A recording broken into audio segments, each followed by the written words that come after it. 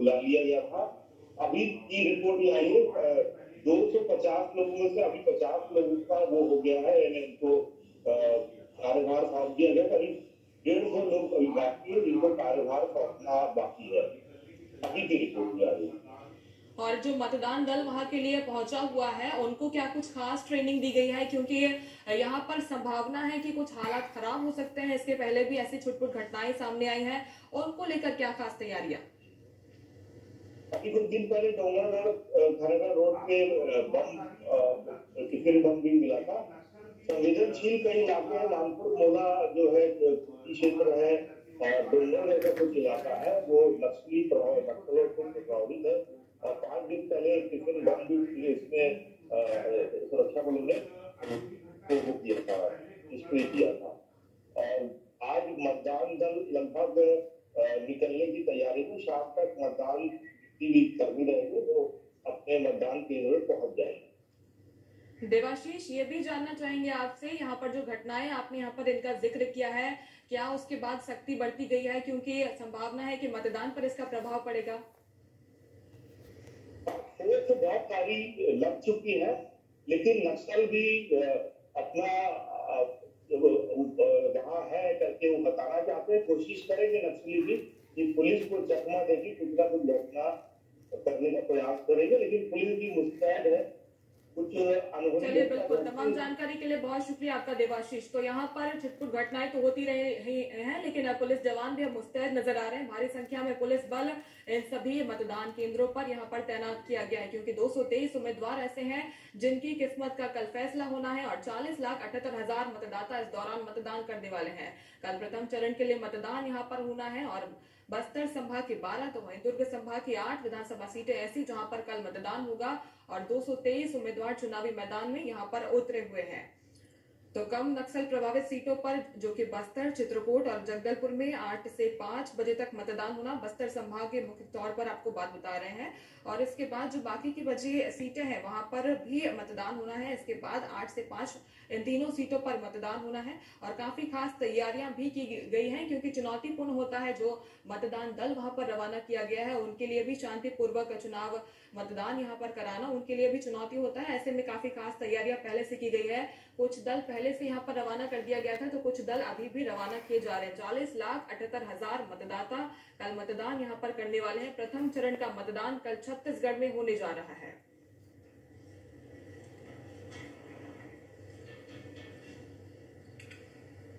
तो छत्तीसगढ़ में आपको जानकारी दे दें कि 2 चरणों में मतदान होना है। सबसे पहले मैं आपके पास आना चाहूंगा, राजनांदगांव का सबसे की प्रोफाइल की कंस्टिट्यूएंसी माना जाता है, क्योंकि पूर्व मुख्यमंत्री वहां से चुनाव मैदान में है।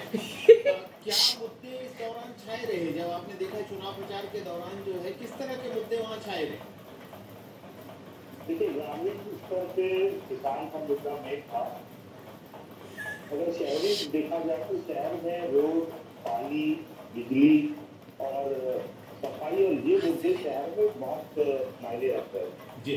जो ग्रामीण वार्ड है क्योंकि वहाँ पे किसान भी है, तो लगभग देखा जाए तो राजनांदगांव का विधानसभा का आधा हिस्सा किसान से संबंधित था और वो मुद्दे में प्रभाव डालते हैं। ओबीसी सेक्टर भी है, ओबीसी सेक्टर जो कि गिरीश जवाने की आप रहे जी, तो अगर ओबीसी लोग वोट कर दिए मान लीजिए अगर कोई जवान तो ये चुनाव थोड़ा सा बहुत करीब का हो सकता है। देवाशीष, जब आज कांग्रेस का घोषणा पत्र जारी हुआ तो मुख्यमंत्री ने वहां से एक बड़ी महत्वपूर्ण घोषणा की।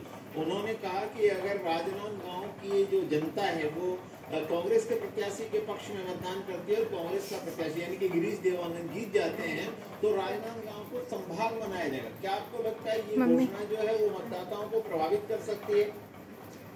जरूर कुछ तो करेगी, क्योंकि अभी राजनांदगांव बहुत टूटा महसूस कर रहा था। हम लोग भी पत्रकार थे, हमारे लिए बहुत छोटा हो गया था। 2 जिले बनने के बाद एक ही विधानसभा का जिला बना है, पहले 6 विधानसभा थी, अब 4 है। तो अभी क्या अगर संभाग बढ़ेगा, इसका थोड़ा बहुत प्रभाव तो पड़ेगा जी। आपने ओबीसी वोटर्स की बात की, तो अगर राजनांदगांव के वोटर समीकरण की बात करें तो किस जाति के कितने वोटर हैं और ट्रेडिशनली वो किसको वोट करते रहते हैं? देखिए, देवांगन समाज को अभी तक माना जाता था वो भाजपा के वोटर थे, जी। लेकिन क्योंकि गिरीश देवांगन खड़े हुए हैं तो उसमें सेंधमारी हुई है। हालांकि कल मुख्यमंत्री ने एक प्रेस कॉन्फ्रेंस, पूर्व मुख्यमंत्री प्रेस कॉन्फ्रेंस की थी। जी। उन्होंने कहा ना देवांगन समाज को मुख्यमंत्री ने, अभी के मुख्यमंत्री ने सीट दिया है घोषणा के बाद, न साहू समाज को।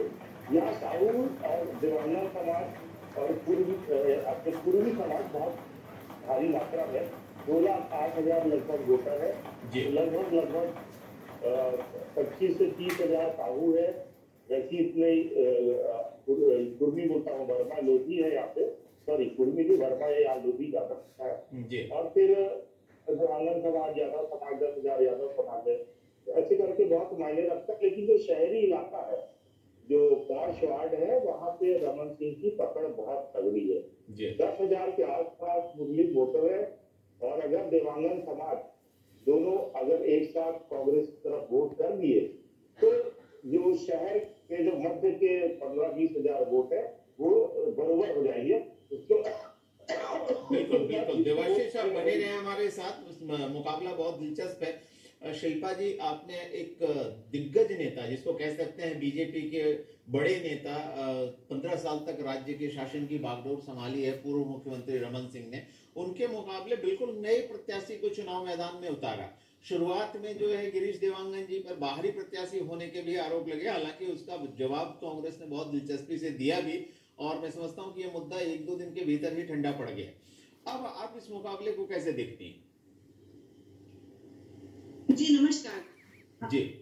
अभय जी, सबसे पहली बात बोलना चाहूंगी कि गिरीश देवांगन जी को टिकट देना, प्रत्याशी बनाना राजनांदगांव से बहुत ही सम्मानजनक है उन कार्यकर्ताओं के लिए जो कर्मठ है, जो पार्टी को अपना सब कुछ सर्वस्व समर्पित करके ईमानदारी पूर्वक कई वर्षों से कार्य करते आए हैं। तो इसका बहुत अच्छा प्रमाण है कि गिरीश देवांगन जी को प्रत्याशी बनाया गया है, जिन्होंने पूरी निष्ठा पूर्वक पार्टी को समय दिया है।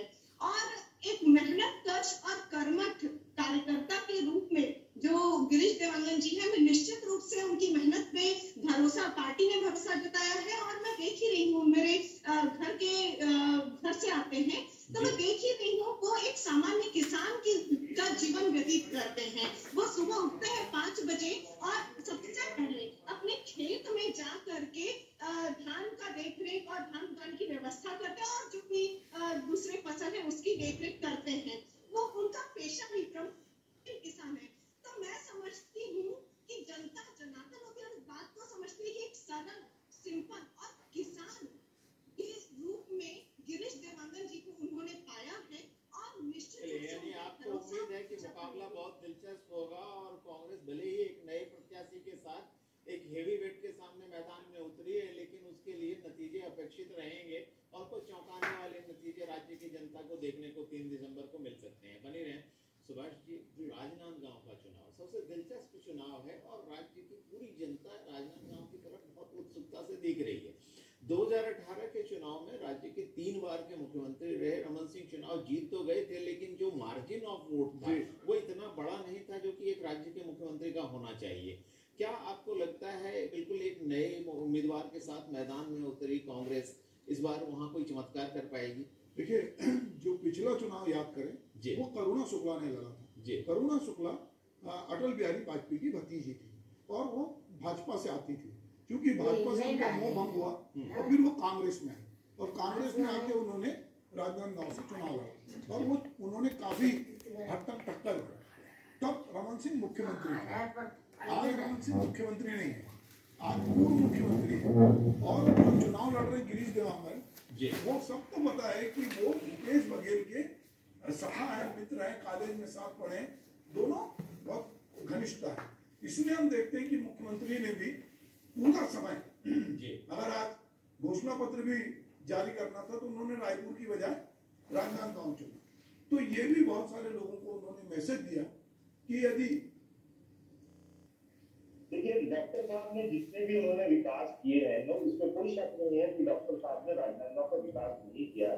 यहाँ जितने भी बांध अभी बने हैं, स्टेडियम है, जिला अस्पताल है, मेडिकल कॉलेज, सब डॉक्टर साहब का। अगर लोग इस चीज को याद रखिए तो डॉक्टर साहब की जीत है, अगर ये चीज अभी भी की हुई है।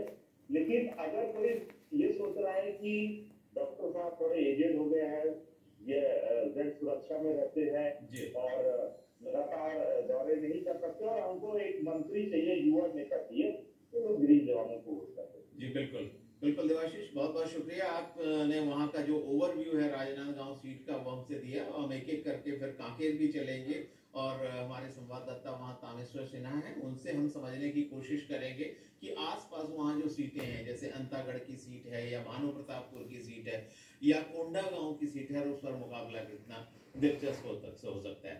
शिल्पा जी, अगर मैं आपके पास दोबारा आना चाहूँ तो एक चीज जरूर समझना चाहूंगा कि अब तो दोनों ही पार्टी का घोषणा पत्र जनता के सामने है और चुनाव प्रचार में एक और आपकी तरफ से, पार्टी की तरफ से प्रियंका जी, राहुल गांधी, मल्लिकार्जुन